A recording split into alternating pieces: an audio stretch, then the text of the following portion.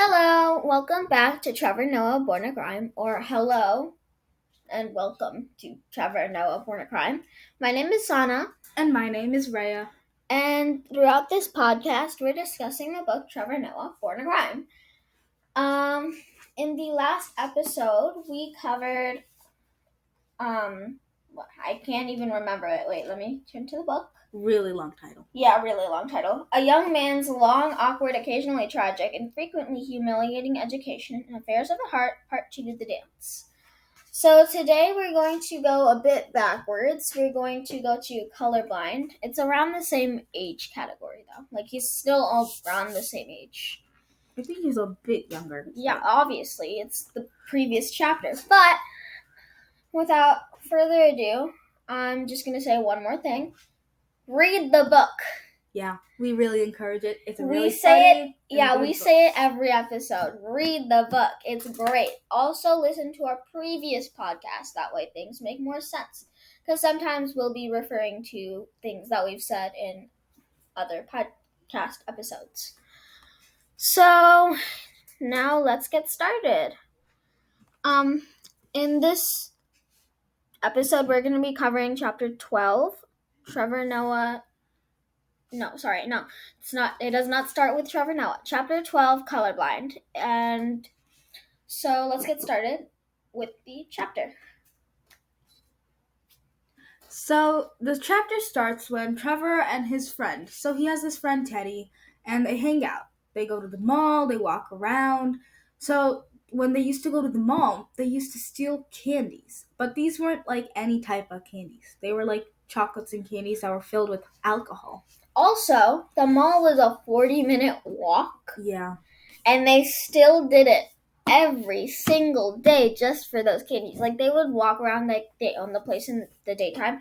And then at nighttime when all the shops close, I believe, like, in malls, you know how there's, like, this one aisle of just, like, small vending, like, pop-up shops?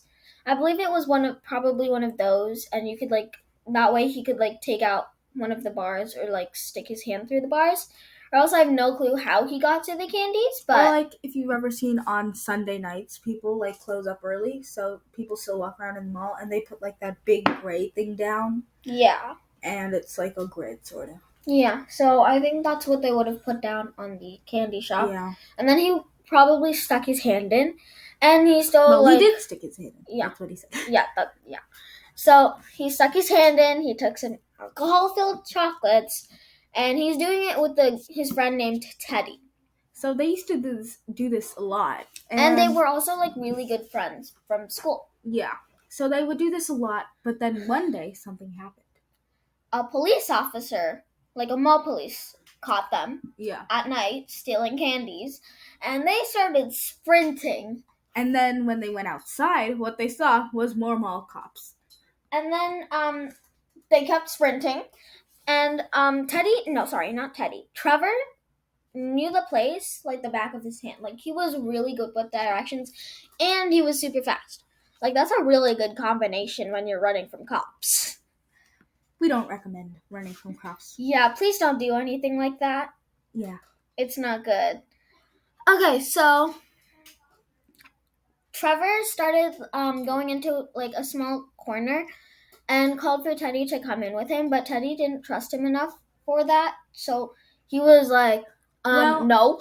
Teddy also said no because it was a dead end, and since it was a dead end, he was like, there's no point, they're gonna catch us. So then Trevor was like, ugh.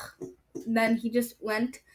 And there was like a small hole through a fence. Yeah, so he said they would have fit in it because he knew that it was a hole and that they could get through. So then, later on, Teddy had got arrested and Trevor was fine because Teddy was running away. And, well, if there's cops chasing you, they will surround you at some point. Yeah, so the next day, at night, that time, when Trevor got home, his mom started questioning him, like, where were you? Thank God Teddy gave Trevor a good alibi. An alibi is like a cover-up for something. Yeah, or like what they were doing when they were not doing that, sort of. Yeah. basically. So Trevor got away from his mom, which, again, I don't recommend you start running from cops or don't even get in trouble with cops in the first place. Or lying to your parents. Yeah, that's even worse. Almost. None of these things are good. Yeah, just don't do these. Story. Yeah. No, this actually happened. Yeah, but this is a book. Yeah, it's a book. It still happened. It happened. But we don't recommend you do this. Yeah. So after he talks to his mom, the next day when he goes to school, Actually, Teddy's mom also comes over. Remember? Oh yeah. So then she asks, "Do you know what happened to Teddy, or like, were you with Teddy?" Because she was questioning Trevor, because she knew that he was friends with him. And then Trevor was like, "Hell no." He said he lied. Yeah, he lied. So it was a sad moment for him. Yeah, because she came crying or something, and then because her son was in juvenile. So Teddy was also. Yeah, he was in juvie. So the next day when he went to school, he got called into the principal's office, and the normal reaction from the class, "Ooh, someone's in trouble." Yeah. So he got called, and he also thought he was in trouble because of what he did last night. He was partially correct, because then when he went into the principal's office, he saw a CCTV camera footage of him. Yeah, no, so no, the principal first said, "Trevor,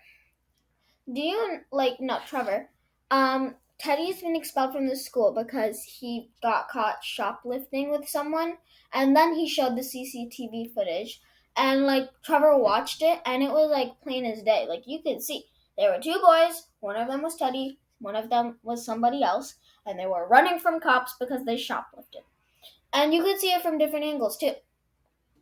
Oh yeah, and a bit of backstory: the cops knew Trevor's mom because she did their banking. So, that wasn't a great part either. So if the cops saw even a small bit of his face, they would have exactly known who he is.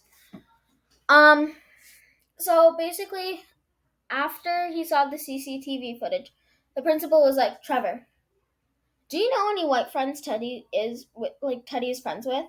So Trevor was really confused because he was expecting him to say something like, "Trevor, did you also do this?" And then he's asking about white friends. And then Trevor realized that Teddy looked darker than him.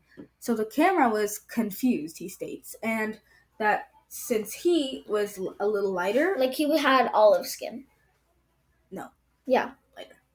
A little lighter.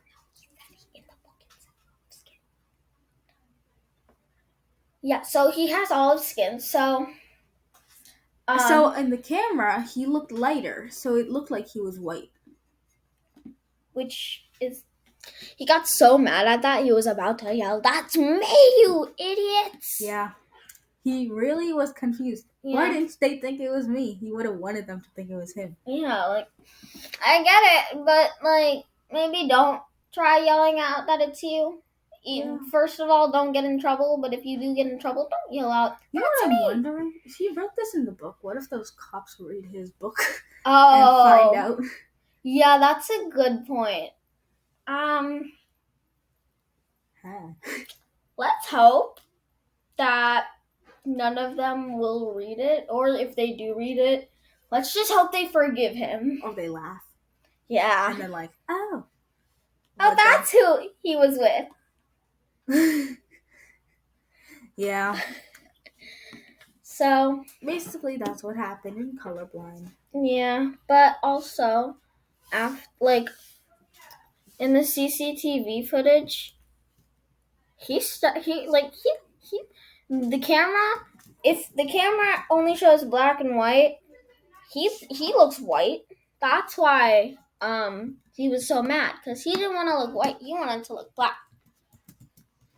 But he's olive. And CCTV cameras can't capture the color olive. Yeah.